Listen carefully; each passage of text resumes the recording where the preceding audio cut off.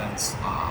We knew what they were going to do, and they were like, I think they were like the third highest percentage run team in the country, so we knew that they were going to run the ball a lot, and we made it a priority to stop the run. CJ could have been 10-7 at the half. Rico picks it up in 17. That's like a huge change. What did that do for you guys just hitting the line? Yeah, I think it gave us like a great amount of momentum going into the half. It really just gave our team, all three phases of our team a lot of confidence and momentum. I don't know how much you deal with Rico. A couple of guys have already said he's just so even keel, which in that position is huge. Have you seen that from him too? Yeah, for sure. He's played a lot of football, and I think that shows. He's very comfortable. He doesn't get too high or too low, and I think that's a huge part in playing. The spring he had. How much of that, from what you've been able to see, how much did that kind of do for his confidence heading into the season? It seemed like he had that huge spring game, and it's good for the preseason. Yeah, for sure. I think especially after last season, he had very high goals, and I think his off-season preparation is really starting to show right now.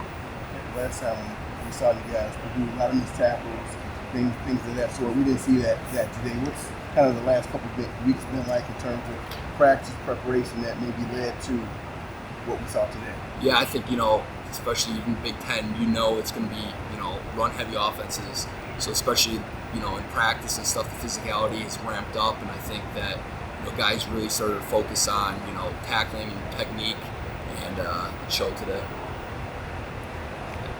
What about yourself? You got a tackle for the last couple pressures. It seemed like you were able to put a little more pressure on the quarterback than some of the other games. What do you think went into that? Yeah, I think Coach Tress and Coach Mitchell came up with a really good scheme for us on defense, and allowed me to have a lot of one-on-ones on tackles off the edge. So just being able to the pressures and the sack, it helps our pass defense for sure.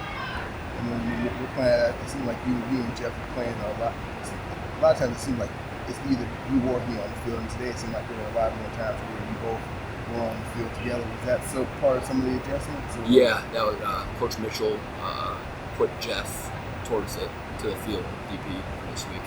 I think Jeff being a good run defender, it's been a good heavy run team. I think that was intentions for it. Now that it's almost officially Iowa week, have guys brought up the fact that you most likely going to see Deacon Hill next week on the Iowa? Yeah, I think there's been a little chatter of it. I think the biggest thing is getting the trophy back. What would have kind of been the initial impressions, just seeing him go from third quarterback there to first quarterback over there so quickly? I think it just shows how precious their opportunities are in college football, and at any moment that can be taken away. I wanted to ask about Winstead and just how different it is to defend against a quarterback who can run versus a stationary quarterback. What was the challenge like today? Yeah, I think he's a great athlete, and I think a lot of the quarterbacks, even like Hudson Card from Purdue, Cam Ward, very mobile quarterbacks, and I think that's the toughest kind of quarterback to play against college football. I think it brings some an aspect of the game that makes it even more difficult because you have to worry about a quarterback that's very athletic and that can extend plays by himself. And